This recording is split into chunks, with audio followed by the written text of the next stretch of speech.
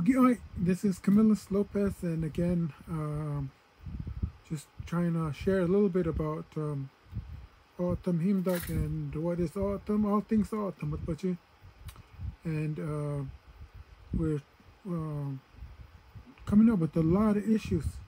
We had a Zoom meeting last Saturday, and we had different things, especially either like with the language and people not wanting to talk or not choosing to talk. I say it's a choice.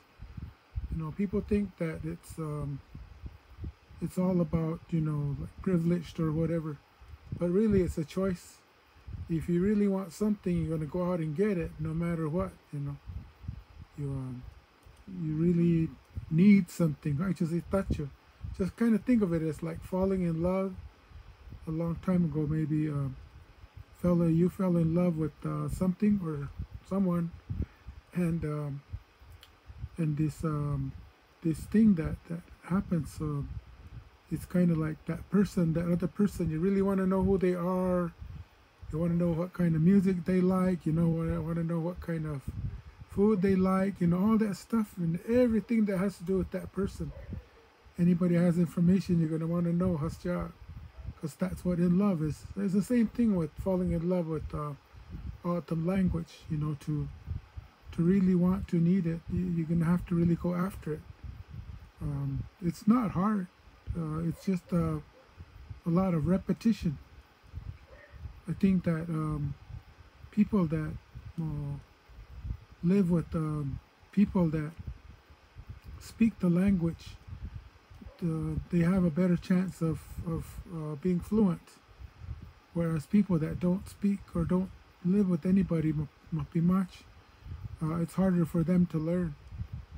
But again, it's just it's not that much. In English, you have in your dictionary, English dictionary, you have about 400,000 words, and maybe about 500 coming in every year. That's like when they get new words like Google and COVID and stuff like that. So that gets added to the dictionary. With the autumn language, we have barely about 8,000 words. That's not that much. 8,000, say like 8,000, like say you have $8 compared to somebody that has $400. That will be the comparison with English language. Well, you have a lot more in English, so a lot of details. You can say a lot of things in English because of that. When in autumn, some of the words, they'll mean like 3 different things. So it's a little bit harder to when you have to do that. But it's easy when you start talking, because the context will tell you which meaning of that word they're talking about. So Hoogie, that when people speak the language, a language, they have to know first like the words, the verbiage, and then after that it goes. The grammar thing is a whole different thing. I think that the way that people translate a language, especially a native language, they try to use the English grammar and try to translate, and it's not the same. They're not the same. The native languages are much different, and again, it's really just speaking. Just keep speaking and repeating, and that's what autumn speak is about. Autumn, how to speak and start to use that. But the one issue that we have is in our language, because long time ago, the Europeans came, the Spaniards came, and they started to live among us, and they brought their tools and different things that they would use. And so a lot of the stuff that they brought, the words that we use nowadays, are really like from their language. Say like stuff that we didn't have here, and they brought it, then we had to use their language.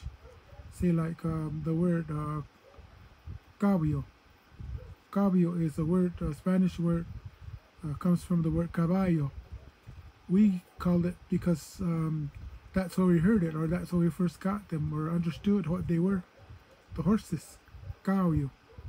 And we get other stuff that is from the Spanish language. That is a lot of Spanish words that you'll hear, like cuchara is the word for like the spoon, and we call it cusar. See, the two fit together. Cusar, cuchara. When you say spoon, it doesn't sound the same like we call it in Autumn. When you say a Spanish word, generally that's how you make an Autumn word, because again, there was stuff that we didn't have a long time ago that they brought and they gave to us, and so whatever they called it, that's what we called it. So camisita, or your shirt, which is not to me say kamish. Your boots. What do you call your boots in autumn? You say wata. And in English, it's boots. It doesn't sound the same. But when you look at the Spanish word for boots, they say bota. So the two words, like, they sound the same because that's where we first got the boots. Other different things that we had, like hairbrushes, they brought theirs and they had a name for it, which is not the same because we already had a name for something that we used to brush hair. Now, the things that we don't have words for, or stuff that we don't have words that they brought, like the machine, the máquina. So we call it máquina, which was the first time we heard that. La máquina, which means the machine. But we use it for the word car because we didn't have cars here until they brought them. Other stuff that we had, we had seashells, we had pottery, we had baskets and stuff. But stuff that we didn't have that they brought, again, becomes part of our language. So there's probably about maybe 800 to 1,000 words that are all these Spanish words that we use. And again, if you have a good command of the Spanish language, you'll start to see that there's some things that match the words in Spanish. We'd never had pencils until the Spaniards brought the pencils. Now in autumn, what do you call a pencil? What do you call a pencil? If you don't know, then look at the Spanish word. They call it lápiz. So we call it lápiz, or a paper. What do we call a paper in autumn? Well, we didn't have it until they brought them here. They brought the papers and showed it to us, but we didn't know what it was because we never had any. So we used their name. They call it papel. We call it tapiar. So you see how the two words mix together. The two words sound the same. So again, most of the articles of clothing and the stuff that we use, the cup, they call it taza. We call it taza.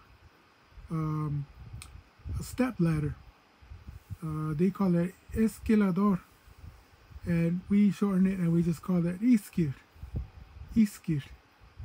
So it's tough again because we never had that until they brought it here. There's some things that the English brought that we took from them. What words we call it. The English, like shoes, shoes, sounds the same as the shoes because they brought it. In Spanish, it's zapatos, which doesn't really match that word. but because we didn't take it on them to use it. We knew they had them, but when the government came and started making people to go to school, then they gave them shoes to wear, and that's why that word comes from there. The Spaniards didn't have radios, so we got radios from the English people or the white people. So we call it litio, litio, litio. Again, that's what it sounds like. The different words that it sounds like. A lot of the fruit and vegetables that we have, that the Spaniards brought, we call it what they called it. So a potato in English, the Spaniards call it papas, and so we call it papas. You see, so we call it that name again. An apple in English is called an apple, but in autumn we call it manzana, and in Spanish they call it manzana. So again, like that, the words kind of like match the same, they sound the same. That's because again they brought those things, and so we use those. There's a lot of things that came from Spanish. It sounds weird, like the word for candy. In Spanish, when you say candy, you say dulces, dulces, dulces. So we say dulce, dulce. You see how the two words sound the same? Dulce, dulce, dulce. But in English, it's candy. You know, see, it doesn't sound the same. They brought a different style of dancing with the songs that they played, and they call it when we got together and we had church feasts or like weddings and confirmations, baptism, stuff like that. They would call it la fiesta, fiesta, fiesta. I'm sure you've heard that word. So fiesta in autumn becomes piast, piast, fiesta, piast, and the what they call huayra now is actually the word for dance, baile. That's when you get on the dance floor and dance. That's what that meaning is. But when we were young, we didn't call them, we didn't call it huayra music. We called it piast music because it was for the fiestas. That huayra came in there because they called the polkas. The polkas, they call them huayra because it was just the regular, step, hop to hop, back and forth. So there's two different ones there. Some people say huayra music, but if you talk to the older people, they'll understand it better when you say piast, piast music, piast, piast, which is different from the autumn traditional. So la fiesta, and then we have those the different like the saints that the Catholics brought. They call them saints, santos. So we call them santo. The cross, they call it la cruz. So we say cruz for a cross, for a religious cross. So stuff like that again is straight from Spanish. We get those words from that place. Now there's a word that that we use for money. They call it riad. They call it riad. But when you're looking at English, you say like a dollar. It doesn't sound like riad. It doesn't sound the same. Riad, dollar. And then you look at the Spanish dollar, what the Mexicans use, they call it a peso. Peso. It doesn't sound the same. Peso, riad. So where do we get that word, riad? Well, that word comes from a Spanish a coin that they used at the turn of the century. It went out after like 1912. They quit making them and they don't use it anymore. They turned to pesos at that time. But prior to that, they had a dollar, a coin that they would call a dollar, and so that was and the Spaniards call it real, real, real. So that's where that word came from. Real, real, real. That's what they call that word. Now, there's other words that are like Spanish um, tradition, what they call, that kind of become autumn words. So, like say in Christmas, people walk around and they say, "Good noche bueno" or "Suki noche bueno," "Noche bueno," "Noche bueno," and that's how we say Christmas or Merry Christmas, "Noche bueno." And so somebody asked me, where did that come from? What does it mean, Noche bueno? It doesn't have a meaning in Spanish or even autumn or anything. But where did we get that autumn language? Where did we get that Noche bueno? And I told him, well, if you take the Spanish and you say something in Spanish, sometimes autumn twists the words. It doesn't sound the same. But in the Hispanic culture, the most beautiful night in the whole world and the whole time, for millions and millions of years since they've been here, the most beautiful night that the Catholics say is the Christmas night when Jesus was born, the 24th, 25th. So they say that's the most beautiful night because our Savior was born. Jesus was born in the bread house. It's called Bethlehem. So they say, they call it, the Spaniards, one of the things that they use, one of the sayings that they use when they call Christmas is the beautiful night. And you turn those around and you say, the noche means night. Noche and bueno means good, or the, like, how do you say, like positive or good. So bueno, so you drink some water and it feels good, or some soda, you say bueno, it's good. So noche bueno, and that's where noche bueno came from, because they would try to use the Spanish language, and so they would say stuff, but it came out with the autumn accent, the autumn sound.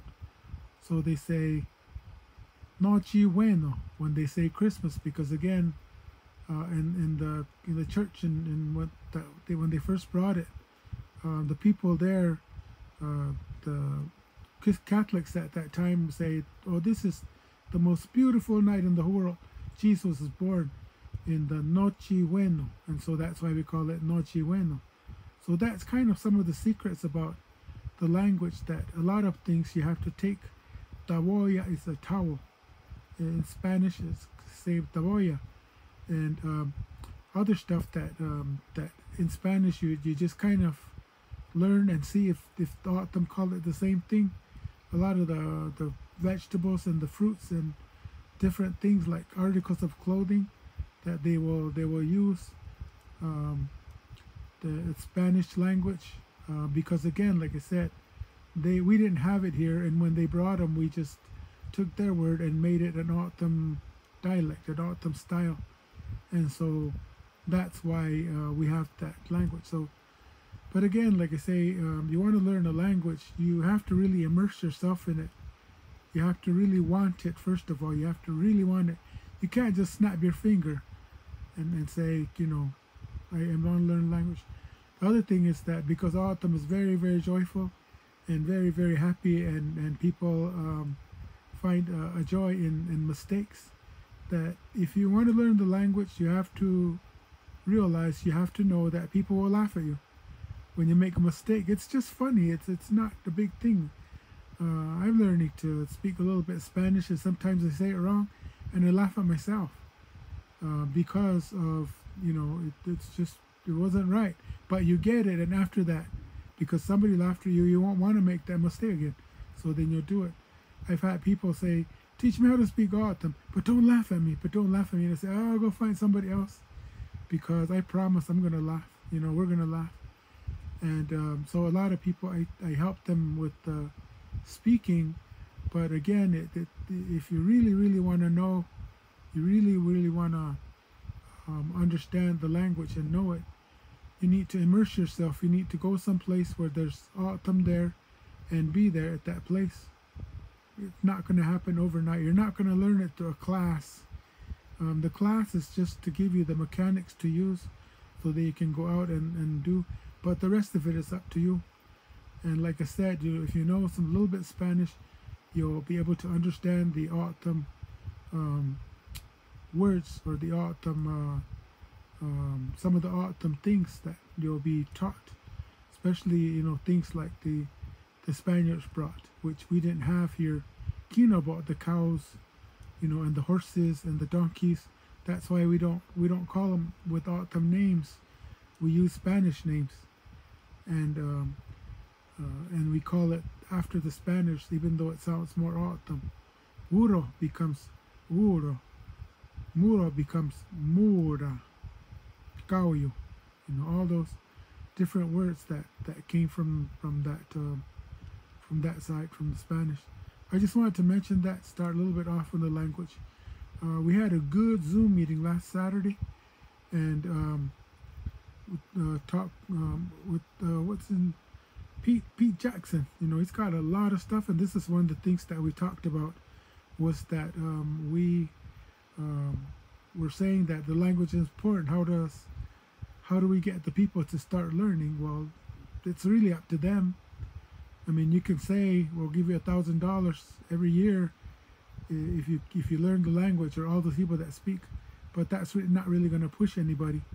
That's just going to really get people to at least try to learn some. But again, how important is it for you to want to know? And you have to just keep up with it, and you just have to just practice all the time. Keep practicing, keep saying stuff, and eventually the language will come. It'll take a while to get fluent, because even some of the people that speak the language pretty good are not really fluent. I mean, they won't be able to code a conversation, but they're trying, and I'm hoping that one of these years they'll be able to do that and to conversate. There's less and less people that know the language. There are actually some Mirigan that speak the language. Should be autumn, learning the autumn language, but for whatever reason, autumn are preferring to learn the Mirigan language. They're learning to talk the black people's, I don't know what they call it, ghetto talk, the street talk. People would rather want to learn how to speak that. A lot of autumn want to speak the Spanish. They would rather learn the Spanish first, and then after the autumn. But yet, when we're born and we're put here on this earth in the creation myth, Itay puts us here and he gives us that language. So hopefully there'll be enough people to keep it alive. I don't know who the last autumn speaker, the last fluent autumn speaker will be. I don't know when it's going to happen. Maybe 20 years, 30 years, 40 years, depending on who's still around. But I'm hoping that there will be a lot left for the people that might still want to learn, and and post this, and then if there's anything, you can get a hold of me somewhere, or you can subscribe, and then I'm going to be posting other stuff, but I'm researching some stuff. I know Kachina out there, she asked a question, but it just kind of turned into a big thing. So I'm doing that probably the next YouTube video. We'll talk about that, which is about men and women roles in the autumn society. Okay? All right.